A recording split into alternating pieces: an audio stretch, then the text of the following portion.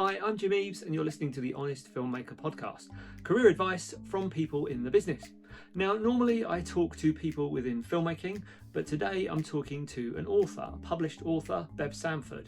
Bev's got 7 books out and more on the way. She's written fiction, non-fiction, and recently contributed to the BBC's Doctor Who Target Book series and I Am the Master. In this chat, we talked about how Bev got published, her tips for getting her work published, how the pay works, what it's like to write for a living, working to a brief, and industry formats. It also features connections between publishing and filmmaking. And of course, we talk about what it's like to write for an iconic character like Doctor Who, how much freedom she had, and how that all worked. Enjoy the chat. If you've got any more questions, pop them in the comments, and make sure you subscribe so you never miss another episode. So, talk to me about your journey into writing, and by this I mean, how did you get your first book published? Because obviously, for people out there, there's a lot of people out there, aspiring writers. I want to get a book published. I want to get a book published. How did that happen for you? Okay, the quickest and easiest way to explain it was that I always wrote anyway when I was small, but I never really thought about it seriously until I started working for a company called Renaissance, who do a thing called Accelerated Reader, which is quizzing books for schools. Yep. And then when I started working for them, I started thinking, well, I was surrounded by so many great children's books that I thought I could do this. I really could do this. So then I looked at how I could do it, how you go from having an idea to actually getting something real out there and tangible. And the first thing I did was go to a course called Writing for Children, which was at the City Lit.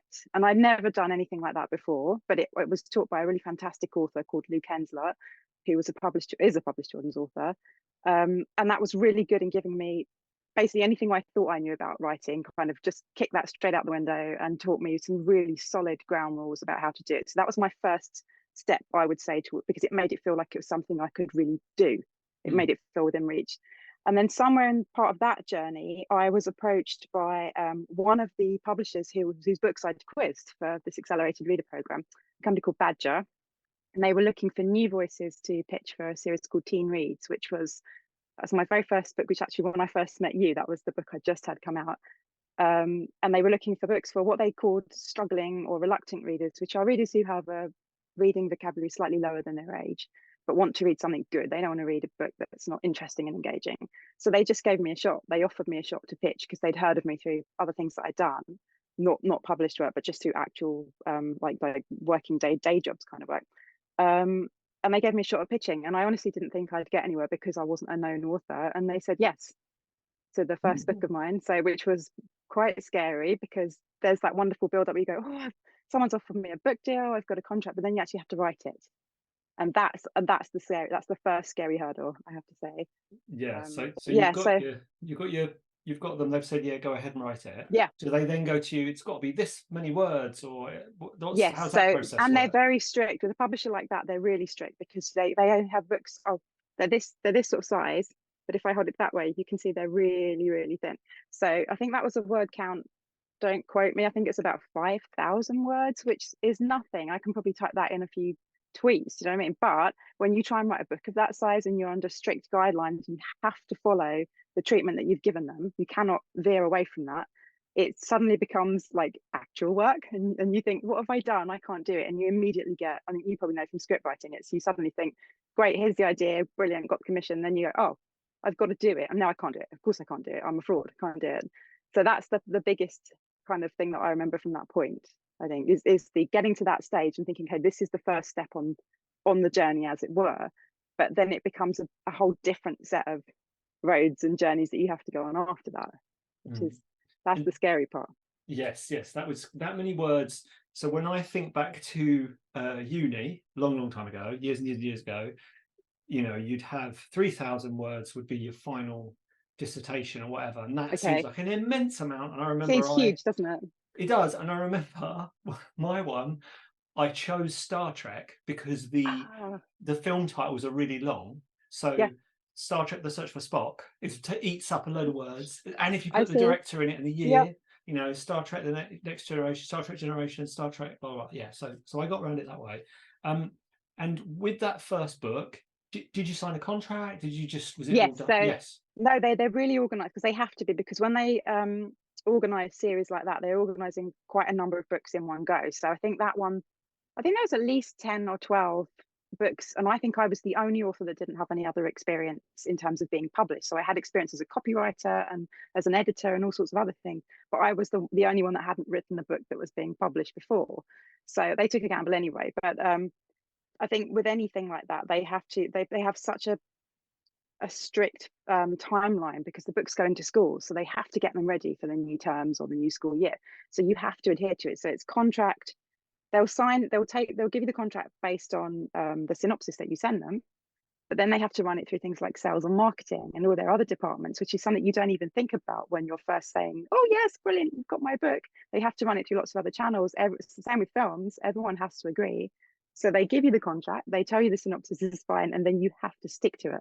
You really have to. You can't, I found out on my third book, I think, that you must not go in that direction with your book. You must stay in the direction that they wanted you to go in, because it messes up all their plans or their marketing and all the things they've told the people that are going to buy the books. That's what they're expecting. It's quite strict. It's not awful, but strict, just strict. Yeah, good discipline. That's interesting, because I guess people might have this sort of fantasy of, I'm going to write a book, I'm going to sit at home and write a book about something I love, and then a publisher's going to pick it up and it's going to get published and it's going to get edited a little bit, but it's going to come out.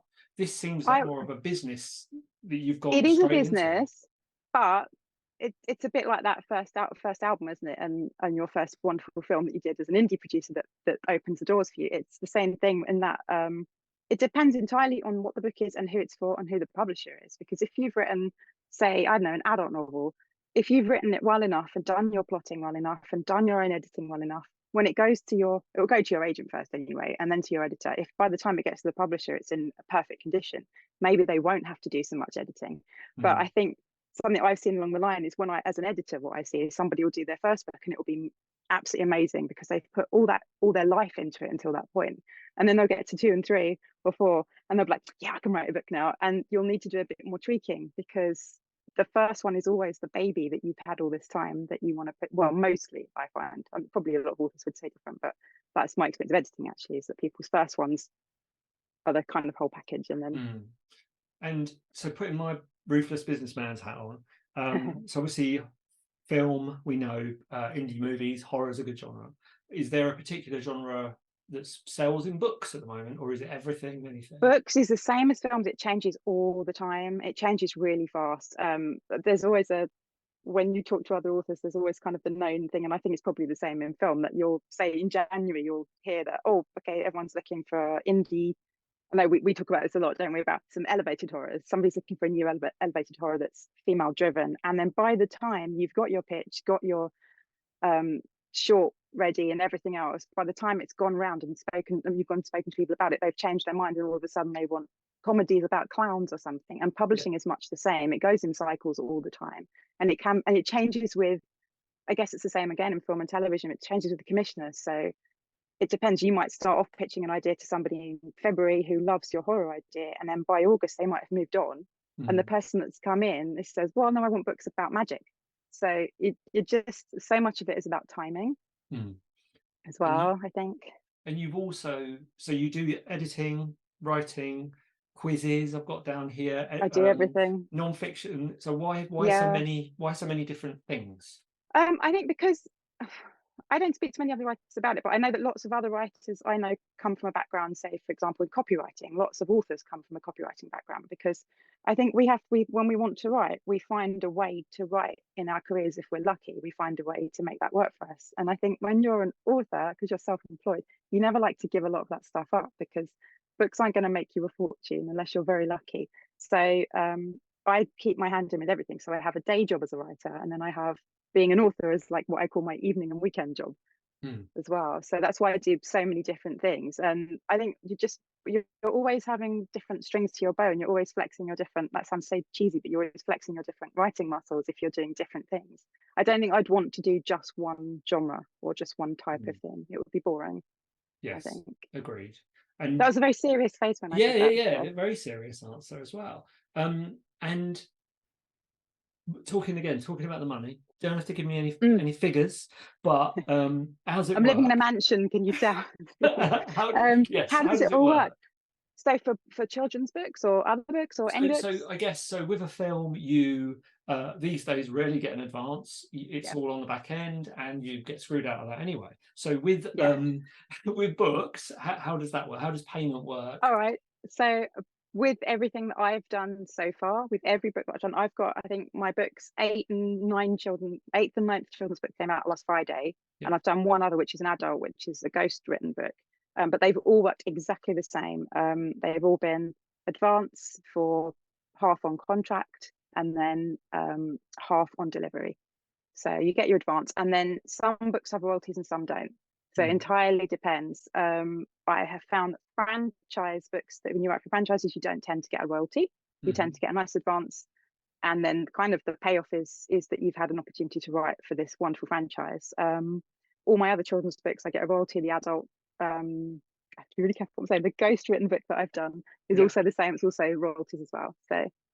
Right. And the royalty depends on the publisher, it depends on the book, it depends on whether you're a celebrity or not. I'm sure you get a lovely advance I bet you do, yeah. I bet you do. Although if you're a with that celeb. advance, I guess that must come with it some pressure. Like, do you not spend the money until it's written, or how do you handle that? It has to, in theory, I mean, everything's supposed to go straight into our tax accounts, isn't it? Because the tax man comes. In theory, I always look at it that, like, what you're supposed to do is use that money to cover the time for you to write the thing. But when you have a day job, that's just not possible anyway. So it just kind of just goes in and it's part of income. And then, you know, the no advances are that big that you're going to be taking 6 months off. Like, you know. Yet, she says, hopefully. Yes, on the card soon. And then so we know when you deliver a script, Courier 12, double space, all that malarkey, single space. Is there a particular font you have to use when you submit a book, or is it? This is what I'm supposed to say I know, and I'm terrible because the way that I work is slightly chaotic, and I do everything at the last minute, which I'll come to if we talk more about writing techniques and stuff. But I'm quite sure that I'm supposed to read through my contracts thoroughly and look to see what they want. But I'm terrible. I literally just write it, and then sometimes as an afterthought, I'll go, oh, I wonder if they needed it in 12 point or if they wanted it in Courier or whatever. Usually I tend to use the same font, so I'll use something like Times New. I prefer writing in Times New Roman actually because it's nice and clear. But yeah, usually how big is your Times Roman? How tiny are you writing? My vision's not that bad without, you know, with my 20 pairs of glasses on. No, I do it in size 12 normally. Well, yeah, okay, all right, that's interesting. So then I'm right at the screen like this. Squinty. Well, now I've got glasses, so for somebody who wants to be a writer, and I know you've gone on quite a unique path, do you think, or do you think a lot of people go on that path? Well, I don't know. I try and something I've always done is I go to a lot of, well, I used to go to a lot of talks by screenwriters and authors and things like that, because I just genuinely love to hear about other people that are creative, and I like to see how they do it. And everybody is different. There's so many different routes, and especially in children's actually at the moment, there are so many courses you can do, and there are so many things done by publishers that will help you get access to agents and publishing deals and things like that. So there's so many different routes. I think when I first started out, I always thought it was that hopeless thing of just write three chapters, ping them off to an agent or a publisher and hope that someone will pick them off the slush file. That actually, when I did try and do that, that didn't work for me at all. So that was the thing that I sent out at the time was rejected. It's actually just coming out in a year's time, so it took a long time to come out. But I think most people I speak to, everyone has their own unique route. I think other than people that go and do the obvious courses and things, everyone finds their way in. I do think a commonality is if you're lucky enough to have met other authors, if you start networking the same within the film industry, you can talk to people and find out how they do it. You might get an introduction, or at the very least help yourself get on the right path and know you're doing things in the right way, I think. Yeah, but with the caveat, because this is in filmmaking as well, remember that you're not trying to squeeze that person for every piece of information they've got. No. Because people like that, it's awful to network with. I hate it. I can't. Do you know what? I've never done that. It's funny enough. It's something I never really thought about until I got published, and I'm sure this happens to you with your films. You suddenly find once you have a book out or something that maybe puts you in a position where people perceive you to be slightly elevated when you're not career-wise, people will just suddenly start asking you things. So I'll get messages from people saying, oh, my partner wants to write a children's book, can you introduce him over? And I think, I haven't spoken to you for 10 years. And I understand why people do it, But I never did that. So I would have felt terribly awkward about asking any other writers, could you introduce me or can I speak to your publisher? What I always tried to do is just go, I just sort of like to be around that environment to see if it suited me and see if it felt right for me. And the more I hung out with authors and went to a lot of events, especially Doctor Who events, I went to lots of those and just tried to get to know the writers and things just to see if it felt like something that was right for me, if that made sense. And it kind of went through there. Yeah, no, I It's just about understand that. testing the water, isn't it? Same with filmmaking. So I met you guys too. Yeah, you got to turn up. You can't just pop up out of nowhere, suck all the information out, and then move on to the next And person. then disappear. Which I've actually seen in Cannes. You see it a lot. Someone will come up to you, blah, blah, blah, blah, blah, blah, blah, tell you their pitch. They'll figure out quite quickly. Like with me, maybe it's the opposite. They'll figure out quite quickly that I'm of no use to them, and then they'll just be like, "Oh," and then just move on to somebody else immediately. That's, you know. I find it really awkward, and I've been at events, especially screenwriting events and filmmaking events, where people kind of shove their business cards at me, and I'll come home with all these cards and think, I don't remember who you are, and then I'll get it because especially when I'm anxious, I will talk a lot to people that I don't know very well as a kind of an anxiety buffer. So I'll end up getting emails from people saying, hey, let's meet up and talk about making these films or whatever. And I think, but that you're not the people I want to make films with. And I get panicky and I don't reply and I just back off because it's exactly that thing. It's quite cold. It's not a personal thing. It's a career intent. I'm sorry to everybody that has ever done that to me that I've just offended. It's an interesting side topic, because it's one that's very transferable between these two creative industries, is networking. What are your tips for networking with people? How do you honestly, be yourself, because that's kind of what I've always done. I just show up. As you know, you and I and a friend of ours, Pat, met at the London Screenwriters Festival, and I think we just met in the bar, didn't we? So I just always try and talk to people that seem like the kind of people I would like to hang out with. So I like you, I will try and move very, very quickly if it's not the right person for me to talk to. So I will just kind of be myself, go around in my own awkward, loud way and talk to people. And then if I come away with something I've learned that's nice, like it's nice that that person's working in horror, or it's nice that that person's got a film coming out or something, that's a nice bit of knowledge that I've gained, but it doesn't have to be something personally useful to me. I just kind of like learning about other creatives. So I guess my tip would be to just be genuine and don't try and force things with people, because I think so many creative people, we're quite good at reading people anyway, and we can see straight through it anyway, and it's just awkward, isn't it? It's not. And nobody wants to be around the awkward pusher. And there's a lot of lessons on how to network, but I think maybe steer people into a different version of themselves, because if you are the sort of kid who's comfortable in the corner, you're talking about dark things, do you know what I mean? If you're that sort of reserved sort of person, then those are the people you should go chat to. You're not, you shouldn't feel forced to be this other version of yourself. So back to the writing. So something I struggle with when I'm writing a script, writer's block, get to a certain thing, or just laziness. I just get to a certain point, I'm just like, oh my god, I don't know how to get, what do I do? Have you got any tips for that? How do you handle it? Can I just say, I can't believe for a second that you get writer's block, having read your scripts, which on a Monday, you're like, I've got an idea, and then 3 seconds later, there's this amazing script that's fully formed. So I don't know how you're getting around it, but I do get writer's block, and I usually get it if I try and start too soon. So that's what I was saying earlier about technique, is that some people I know they'll say, I don't know, the book's due in December, they'll get the commission in the January beforehand, and they'll spend that whole year plotting and doing whiteboards and scrapbooks and collages and everything, and it will be wonderful. And then they'll be like, I've done a chapter and I've done 300 words today, and I've done another 300 words, and I think, wow, I wish I could be that organized and do it, but I simply can't. So everything I do is in my head. So I get the idea, I put a bit of it down in a notebook, and then I spend the next however long walking around with it in my head. And I go on long walks and I think about it, or I just sit at home and I procrastinate madly for months and I think about it again. And then the writer's block kicks in, the exact point that I know I have to start writing, which is usually quite soon before deadline. Every publisher I've ever worked with will say, yes, Bev's always just a little bit over deadline, or just very close to. I've never delivered early in my life. I doubt I ever will. And so what I do when that happens is you literally just it's like anything else that's horrible and tough in life. You have to just do it. You have to fight the fear and do it, because the minute you start typing, even if you're typing absolute rubbish, you're doing something, so it's coming out. So that's the hurdle. So I think I've heard of authors that say they don't believe there is writer's block. So I think there is, but I think it's fear. I don't think it's. Or the other thing that I used to get told a lot in studying and things like that is that if there's a block in your writing, it might be because something isn't working that you haven't identified yet. So if you come up against a hurdle and then you're saying, oh well, I can't get to my third act or my last chapter, it might be because you haven't plotted earlier on what should happen at that point. So that good plotting does help for that. I hate plotting, but it does help. Yeah. And so that reminds me of, I guess, the way I get over writer's block is usually I'll tell Laura what I'm doing and she'll go, oh yeah, don't be silly, this is the way to fix it. Yes. So how do you do yeah. that with a novel that's like thousands and thousands? Can you get I someone to do. read a bit, or what do you do? No, I do.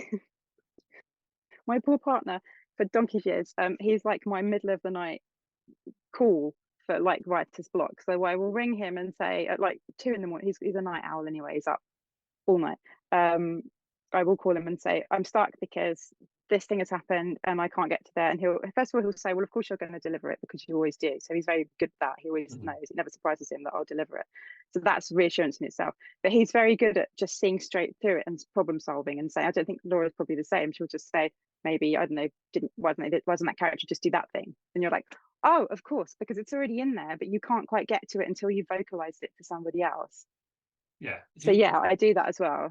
Yeah, so that also happens in the edit. So a previous film, I try not to ruin it, but the lead character kills somebody, and me and Laura were chatting, and I didn't know how to get over that hurdle because I had this whole extended sequence where she got the body, she put it in a suitcase, and then she lifted it into the car, which is impossible, it'd be too heavy, drove out to a cliff and tossed the suitcase off the cliff, and it was all dramatic. And I sort of said to Laura, I said, well, what would you do if you killed me? And she went, oh, I'd bury you in the garden, which is just what we ended up putting in the film, because it was just like, yeah, of course you would.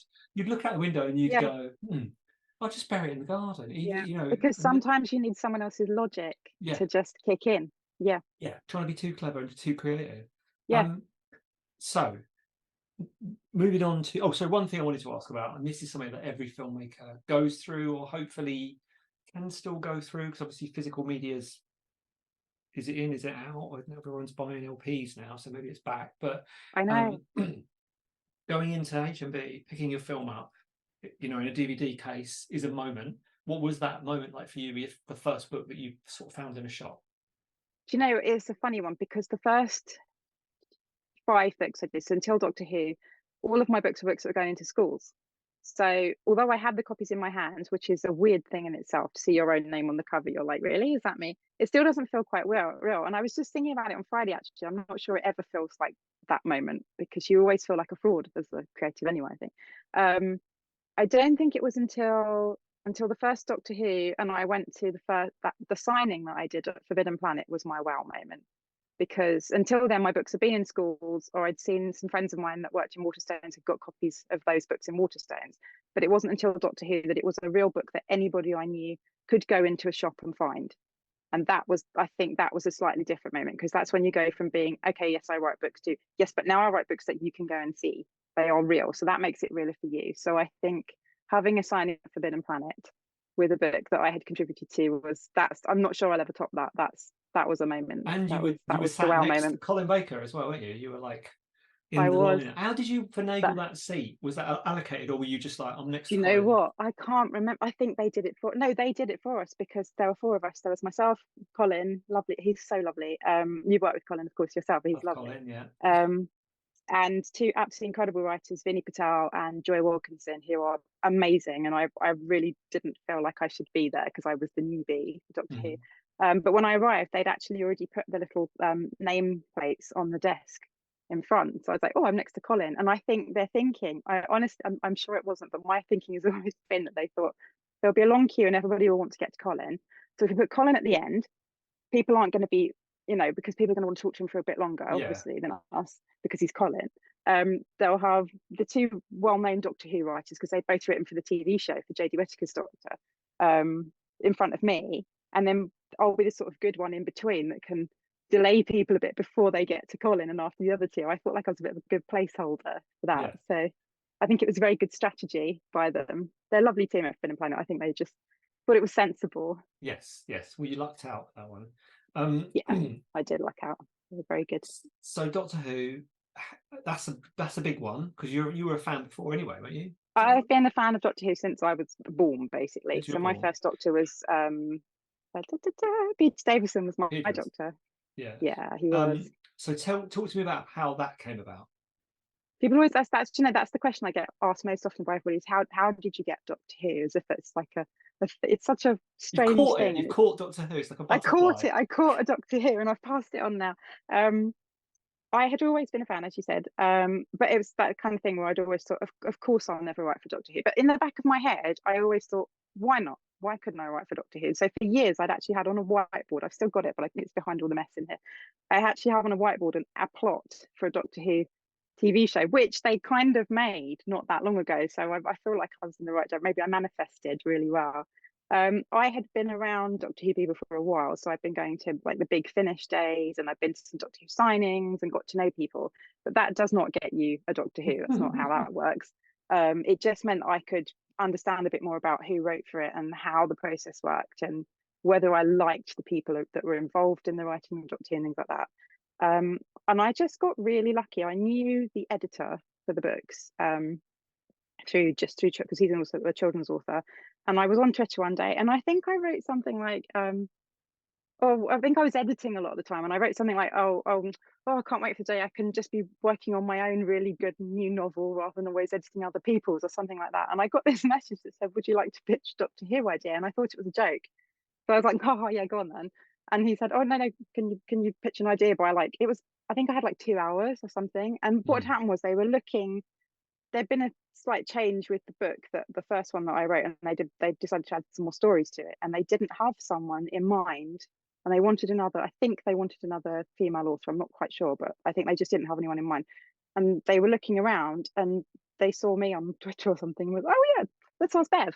Yeah. So I just thought they were kidding, but they weren't. It was just really good timing and luck, I think, and they liked the idea, and it would never have gone to anything if they hadn't liked the idea. So the pitch that I came up with in about 2 seconds was luckily one that, but they gave me the Doctor as well to write for. I didn't have any choice about that. No, I didn't. Yeah. I didn't pick the Doctor. They said for Peter Capaldi, and I said, oh my god, out of all the Doctors, he's probably the one I least know about to write for, just in terms, because he was so new at that point. Still, I didn't think I could have done it. So I pitched a quick idea, and then they came back and said, right, can you come back with a longer pitch? And I think I had like a day or something to come up with a longer pitch. So I had to go and mainline all of his episodes. I literally took a day off and watched them back to back, fell absolutely in love with him and thought he was wonderful, which really helped with the pitch. And it came from that. And I was quite shocked when they said yes, to be honest, because I just thought they would say no, because I wasn't known at all. So, but then this comes back to that networking thing, doesn't it? You've met people, there might be people out there who meet this editor of the books and immediately think, I want to do a Doctor Who book. Oh, do you want to see my work? Blah, blah, blah, blah. No, they definitely do. Yeah, I bet they do. So it just shows you there's an element of patience involved, and not being transactional with relationships. Yeah, with people, other people. And I think also, because I used to spend, for years, I thought you'd have to be a massive fan of Doctor Who to write for it. But there have definitely been authors that have written for Who that maybe are nowhere near as big of fans as some other people that have written for it and things like that. And it's just about being the right fit for what they need at the time. I think that's always happens with franchises. You have to, I think one of the most important things is they have to trust that you will deliver on time. They can trust you with the project. They can trust you to be true to Doctor Who, which is so much bigger than anything you can write. You're just contributing a tiny little slice to an absolutely enormous cake, for want of a better explanation. So they have to trust that you can do that without kind of messing it up, I think. So I was quite lucky, I think. And because most of my books have been quite small, I think they knew I could deliver a short enough story, on deadline. On deadline, just about. On deadline, just about. And do they, how much, so it is an iconic character, how much say do they have? Like, do they tweak your synopsis, or are they then going back to you with changes? I don't know what it's like for anyone else, because I've not really spoken to other Doctor Who people about their process. But for me, I was actually quite lucky, because I understand the person that edits. I know their books quite well, so I know how they work. and I like their work, so I kind of already knew how they worked, which helped a bit. Um, but it's quite collaborative. So when you first pitch the ideas, they work with you, like the editor works with you to get it as good as it can be, because then it has to get approved by other people who, you know, the publisher and Doctor Who. I always think there's like a big Doctor Who button or something in a room somewhere that says yes or no, you know, like some X's or something. So there's a few stages it has to go through to make sure it's things like, it doesn't matter how great your story is, if it might interfere with something further down the line in canon that nobody knows yet, and there's all that kind of stuff which you can't even think of. So it's always about having a good story that can pass those hurdles as well, I think. But they're very collaborative. And I think I found that I wasn't edited very much on either of my Doctor Who books. I was really lucky. They both went through pretty quickly. Awesome. As well. And so sci-fi, comic book movies, so Star Wars and Marvel and all that, you've got their own element of toxic fandom. What is Doctor Who fandom like, having come into contact with it? You know what? I think partly because I'm not particularly well known in Doctor Who world. You know, I'd say I've only done 2 short stories. You know, obviously many other Doctor Who authors have written lots and lots of Doctor Who books. So they're, and for a long time before I came along. So everyone sees all different elements of it, but I've never seen anything other than Doctor Who fans being really lovely, to be honest. I met a few at the signing who were really lovely. I've spoken to some online, but everyone I've ever encountered has been really nice. I'm sure there are toxic elements like any other fan base, but I have never come into contact with them. I've been very lucky, if there are. If they're out there. If they're out there. If they're out there. So just circling back to the writing, what's the worst part of the process? Is it sat with an empty page, or is it the bit when you've handed it over and you're waiting for them to say if they like it or not? Or is it not that simple? I don't know if it's either of those. It's weird. I think the empty page is just a challenge, isn't it? So although it's a frightening thing, I always know I'm going to do it. I never think I'm not going to. I don't really think I can't do this. I know I can, because of course I can. I've got books to prove it. I don't think it's waiting for them to come back. There's a weird moment when I had this the other day when I sent a book in late, obviously, to a publisher, and I suddenly thought I was late on it because I'd realised it didn't work in the way that I wanted it to work, and I had to spend some more time on it. And when I sent it in, I remember thinking, this is going to be a hit or miss. So it's either going to absolutely work or it's going to not work at all. And I suppose that is the waiting, but I've never had that with any other book other than that one. I think, do you know what I think the worst bit honestly is when you've delivered and it's done. And if you don't have anything else coming up, that's the worst bit, because you've come out of the bubble. So you're like, well, what now? Now I've got to do my normal job, and nobody wants to write anything with me yet. So I think that's the worst part, because you go into that really happy, I don't know if it happens to you, but I go into that really happy bubble when I'm writing, thinking this is what I'm here to do and I'm having a chance to do it. And when it ends, it's like, oh, you know, what's next? Mine's usually the shoot's finished, the main shoot's finished, everyone's gone home, and I've got it all on a hard drive in there. And you have you know, obviously you have a couple of nights of drinking wine and cheersing yourself. We've shot it, it's in the can. And then you've got to do the rest of the job. Oh my God, I've got to edit it all, and it's got to be good, and all those people are relying. And then you have to put it all together. Because for you, you're doing everything. So you've got to unpick it all and put it back together again. Yeah. And when you've already done all that. What if we didn't get, you know, then you start thinking, did we record that scene? Is the dialogue all right for this? And that's not fun. Your job is way harder than mine. Much harder. I wasn't about that. So you said Peter Davison was your doctor. Is he your favourite? He was my doctor. Oh, it's really hard because it often changes depending on what I've just watched. But I mean, I was thinking back on this the other day. I can't remember why, but I was just thinking about how. Oh, it's because I was doing a countdown to a horror book coming out, and one of my first Scary Who's was a Peter Davison episode called Black Orchid, which was actually a classic thriller rather than a horror, which had a harlequin in it. Terrified me when I was 5. But he was my dreamboat when I was 5. I thought I was going to marry him when I got older. I have met him several times. He's lovely. He was my classic doctor, but then Sylvester it's really difficult because they change all the time. I think Sylvester's the one I remember the most from that from classic Who. He's the one I love the most because I loved his version of the Doctor. Modern Who is really difficult because I would always have said Matt Smith until I rewatched Peter Capaldi. And I think now Peter might be my favourite Doctor of all time. I think, just because he's just astonishing in that role. He's just a joy to watch. And I might be a little bit biased because I've written for him, but he makes me cry when I watch his performances. He's so good at everything. What are your top 3 tips for becoming a writer? Not a published writer, just Yeah. a writer. What are your 3 top tips? So how to become a writer, or how to become a writer? process? So how to become a writer. Books or films? Books. Books. Read. You would be amazed how many people that write don't read. And it's not about anything other than you need to read and be around storytelling to understand your own voice and develop your own voice. You need to understand what you like and what you want to read and how your writing should sound. So that's the most important thing.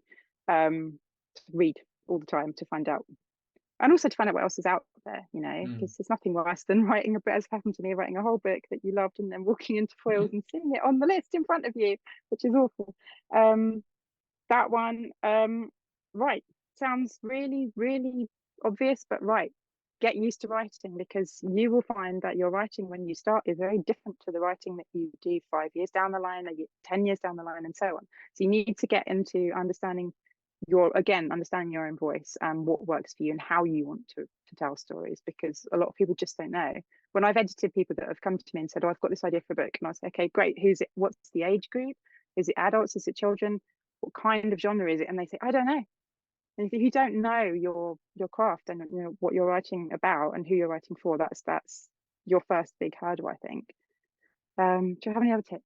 Read, right, and develop some resilience, I think, is a really important one. You need to be resilient in any of these creative industries, I think, because you can't give up just when you get a rejection. You can't give up because you've had 200 rejections. You've got to, really strap yourself in and be committed to it, I think, and be resilient, because you're going to get stuff all the time that you don't want to hear. So you have to kind of say, fine, whatever, and stick to what you do. Which, again, those tips could equally be passed on to filmmaking. Yeah. So instead of reading, you're watching films. Instead of writing, you're making films. And that resilience is so important, because part of being a creative is putting your heart and soul into something, and then somebody else judging it, which can be tough. Because it's your baby. So that's it. That's actually a really important thing, is to learn not to take it personally as well, because it's personal to you, but it's not personal to anybody else. It might resonate with somebody else if you're lucky, but you have to remember that it's your baby. But once it's out of you, once you've birthed it, there's another cringy moment. This whole thing is going to be full of cringy moments of mine. It kind of doesn't belong to you, especially once it's published or the film is out there. It almost doesn't belong to you anymore, does it? You're giving it to everyone else. So whatever they think of it. Yeah. Thanks for listening. Make sure you subscribe to the Honest Filmmaker podcast for more career advice from people in the business.